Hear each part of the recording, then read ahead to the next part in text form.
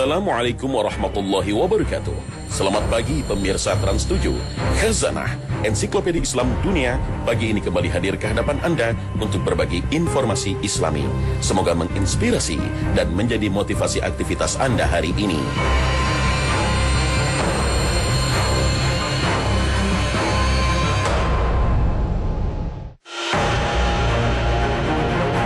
Pemirsa Khazanah, kasus prostitusi online yang belakangan ramai diperbincangkan publik karena melibatkan publik figur kembali mengemuka.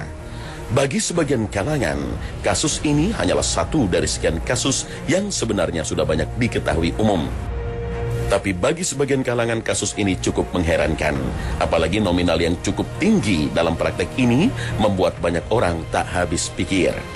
Sebenarnya kasus semacam ini bukanlah barang baru, bukan karena kecanggihan teknologi media, tapi memang sudah lama terjadi dan selalu menampilkan wajahnya yang berbeda-beda. Di tanah air bahkan sudah dikenal jauh sebelum kemerdekaan negara kita.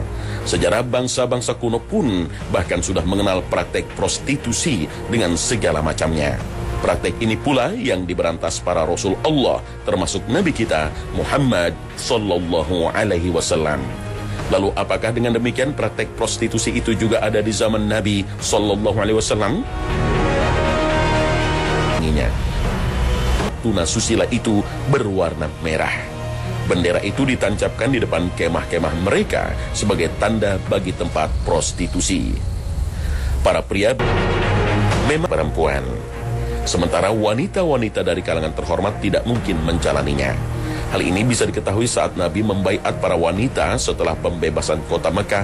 Di antara butir isinya adalah jangan berzina. Mendengar bunyi baiat ini, Hindun binti Utbah, wanita terhormat istri Abu Sufyan yang juga ikut masuk Islam, langsung berkomentar, apakah dari kalangan merdeka ada yang berzina? Karena memang profesi demikian biasa dilakukan oleh para budak. Imam Ibnu Jarir Al-Tabari dalam tafsirnya bahkan menyebutkan nama-nama wanita tuna susila yang terkenal di zaman jahiliyah seperti Ummi Mahzul, Ummi Ulith, Hannah, Maria, dan lainnya. Setelah Nabi As-Saddi menjelaskan, ayat yang mulia ini diturunkan berkenaan kasus Abdullah bin Ubay bin Selul, seorang tokoh dan pimpinan kaum munafik di Madinah. Dia memiliki seorang budak wanita bernama Mu'azzah. Apabila dia kedatangan tamu, maka ia mengirimkan budak wanitanya kepada tamu itu agar si tamu berbuat zina dengannya. Tujuannya agar ia mendapat keuntungan imbalan dari tamunya, juga kehormatan. Maka budak wanita itu lari menemui Abu Bakar radhiyallahu anhu dan mengadukan perlakuan tuannya.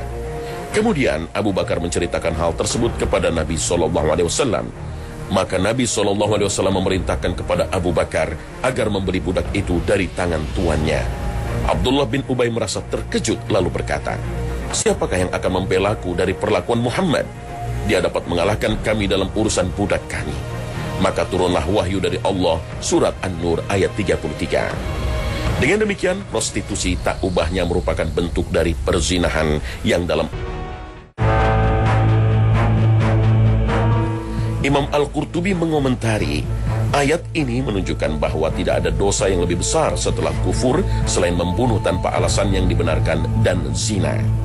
Perbuatan dosa besar setelah membunuh adalah zina. Sebagaimana yang dituturkan oleh Ibnu Mas'ud radhiyallahu anhu, Rasulullah SAW ditanya, dosa apakah yang paling besar?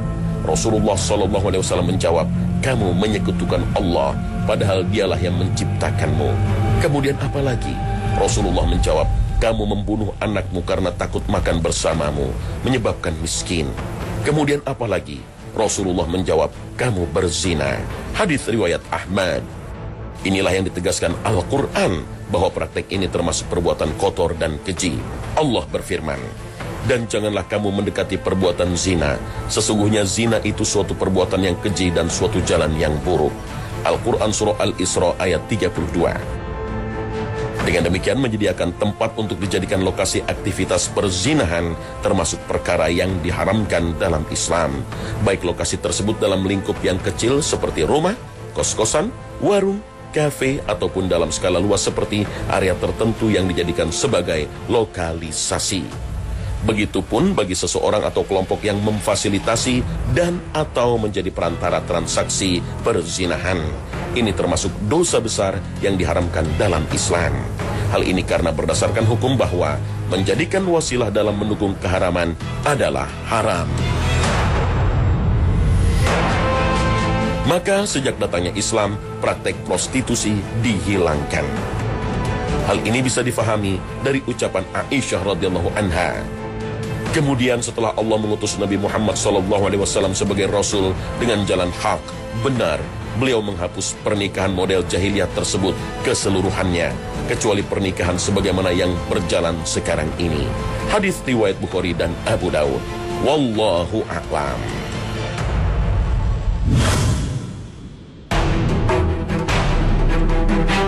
Pemirsa, manusia dan jin adalah makhluk yang sama-sama dibebani kewajiban beribadah kepada Allah Subhanahu wa Ta'ala. Itu sebabnya manusia ada yang beriman dan ada yang tidak. Demikian pula bangsa jin, ada yang beriman dan ada pula yang kafir. Kita sebagai kaum muslim tentu sudah maklum dengan cara-cara belajar agama dan bagaimana mengambil ilmu dari Nabi SAW. Tapi bagaimana dengan jin? Bagaimana mereka belajar agama? Bagaimana Nabi mengajarkan agama pada mereka? Suatu ketika, Alqamah bertanya kepada Ibnu Mas'ud perihal siapa saja yang telah menemani Rasul untuk berdakwah menemui bangsa jin. Saat itu Ibnu Mas'ud menjelaskan bahwa suatu malam, para sahabat pernah tidak melihat Rasulullah SAW. Setelah dicari, Rasul tetap tidak kelihatan. Para sahabat pun sangat khawatir.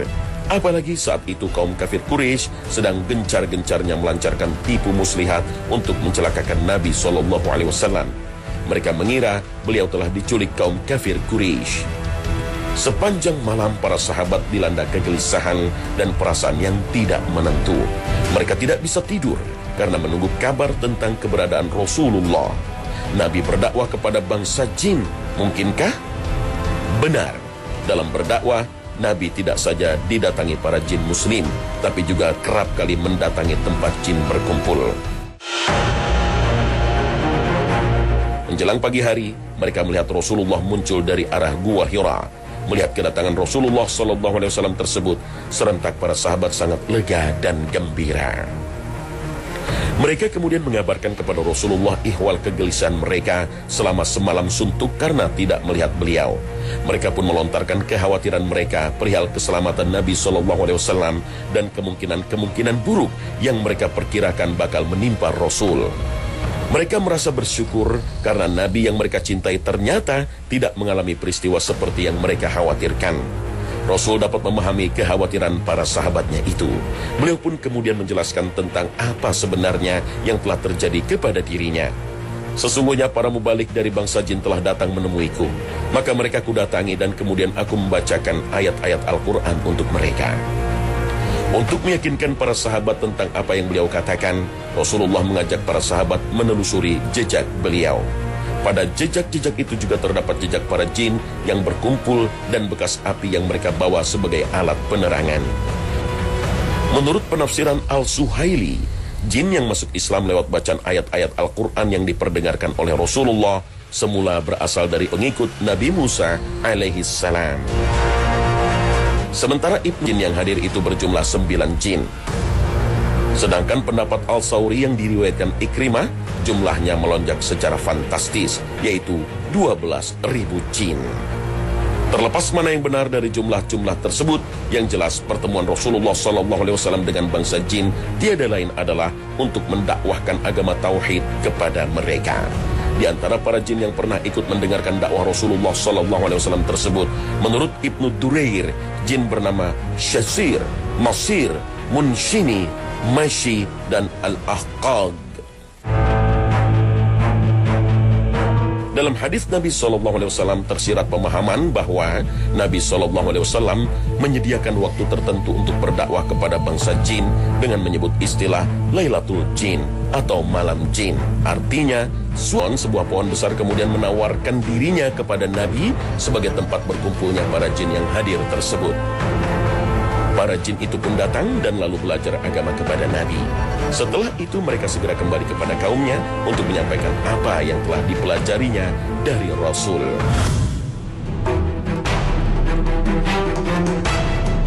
Pemirsa, bersin termasuk sesuatu yang dicintai Allah Subhanahu wa Ta'ala. Sebaliknya, menguap tidak disukai Allah. Mengapa demikian? Jangan kemana-mana. Sesaat lagi, Khazanah segera kembali.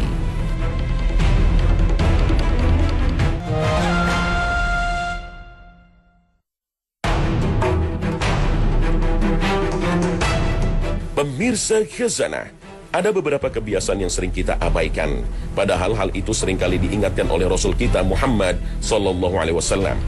Nabi Sallallahu Alaihi Wasallam bersabda, sesungguhnya Allah menyukai bersin dan membenci menguap. Maka apabila seorang bersin lalu dia memuji Allah, maka wajib atas setiap muslim yang mendengarnya untuk mendoakannya dengan mengucapkan Yarhamukallah. Dan adapun menguap, maka dia dari setan. Maka hendaknya dia menahan menguap semampunya. Lalu apabila dia sampai mengucapkan "Hah", setan akan menertawainya. Hadis riwayat Bukhari. Lalu mengapa menguap dibenci sementara bersin dicintai Allah?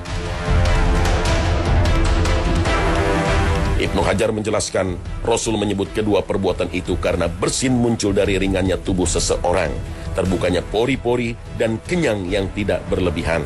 Berbeda dengan menguap, karena ia muncul disebabkan penuhnya perut dan beratnya badan, yang biasanya disebabkan karena banyak makan dan pencampur adukan jenis makanan yang dikonsumsi. Maka bersin mendatangkan semangat untuk beribadah, sedangkan menguap justru sebaliknya. Itulah mengapa Nabi SAW menganjurkan agar mendoakan orang yang bersin. Rasul SAW bersabda, jika salah seorang di antara kalian bersin lalu mengucapkan Alhamdulillah, maka hendaklah saudaranya, sesama muslim atau temannya mengucapkan untuknya Yarhamukallahu. Dan jika saudaranya tadi mengucapkan Yarhamukallahu, maka hendaknya dia, orang yang bersin, mengucapkan Yahdikumullah wa yuslihu balakum. Hadis riwayat Bukhari. Bersin kuat dan muncul secara tiba-tiba. Bersama dengan itu keluar udara dari paru-paru dengan kuat melalui hidung dan mulut. Maka tersapu bersihlah apa yang ada di jalan yang dilewati, seperti debu, kutu, dan kuman yang masuk ke sistem pernafasan, tertekan keluar. Oleh sebab itu termasuk suatu hal yang alami dan normal bahwa bersin berasal dari Allah yang Maha Pengasih, karena ia memiliki faidah bagi tubuh. Sedangkan menguap dari setan, karena ia berdampak buruk bagi tubuh.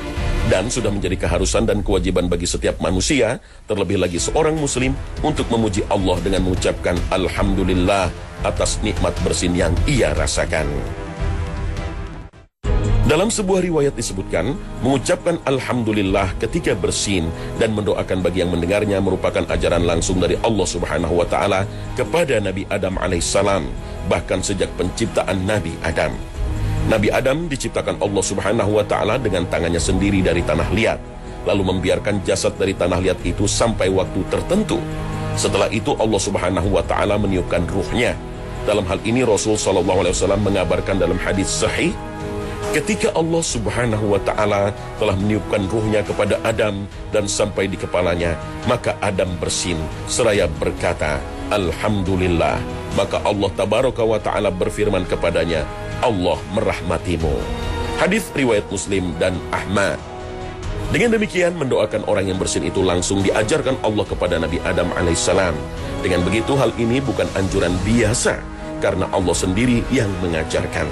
Sehingga anjuran mendoakan orang yang bersin ini kemudian menjadi syariat bagi seluruh anak cucu Nabi Adam alaihissalam hingga zaman kita. Sementara itu menguap dibenci Allah karena menguap aktivitas yang membuat seseorang banyak makan, yang pada akhirnya membawa pada kemalasan dalam beribadah. Maka menguap adalah perbuatan yang dibenci oleh Allah, terlebih-lebih ketika pada waktu sholat. Itulah mengapa para nabi tidak pernah menguap. Ilmu pengetahuan modern membuktikan bahwa menguap itu tidak baik. Menguap itu sinyal dari tubuh, mulai dari yang biasa hingga masalah serius. Orang-orang menguap untuk berbagai macam alasan, tapi menguap juga tidak selalu berarti mengantuk. Ilmuwan percaya menguap dapat membantu seseorang menjadi lebih waspada untuk segera memasukkan oksigen ke otak. Karena menguap adalah salah satu tanda jumlah oksigen di dalam otak sedang menurun, yang bisa membuat seseorang sulit konsentrasi. Jika seseorang kekurangan oksigen, maka itu pertanda bahwa manusia jarang bersujud. Mengapa? Karena dengan melakukan gerakan sujud secara rutin, pembuluh darah di otak terlatih untuk menerima banyak pasokan oksigen. Pada saat sujud, posisi jantung berada di atas kepala yang memungkinkan darah mengalir maksimal ke otak. Artinya, otak mendapatkan pasokan darah kaya oksigen yang memacu kerja sel-selnya. Dengan kata lain, sujud yang tumakninah dan kontinu dapat memicu peningkatan kecerdasan seseorang.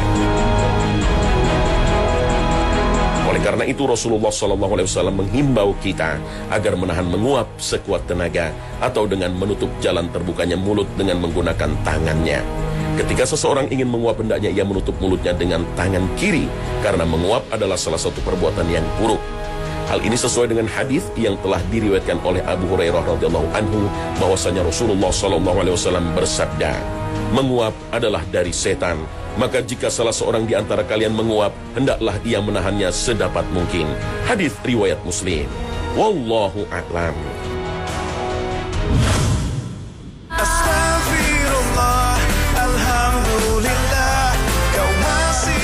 Nah, pemirsa, sampai di sini akhir perjumpaan kita hari ini. Semoga Allah Subhanahu wa taala senantiasa memberikan hidayah dan taufiknya kepada kita. Amin ya rabbal alamin. Terima kasih atas perhatian Anda. Wassalamualaikum warahmatullahi wabarakatuh.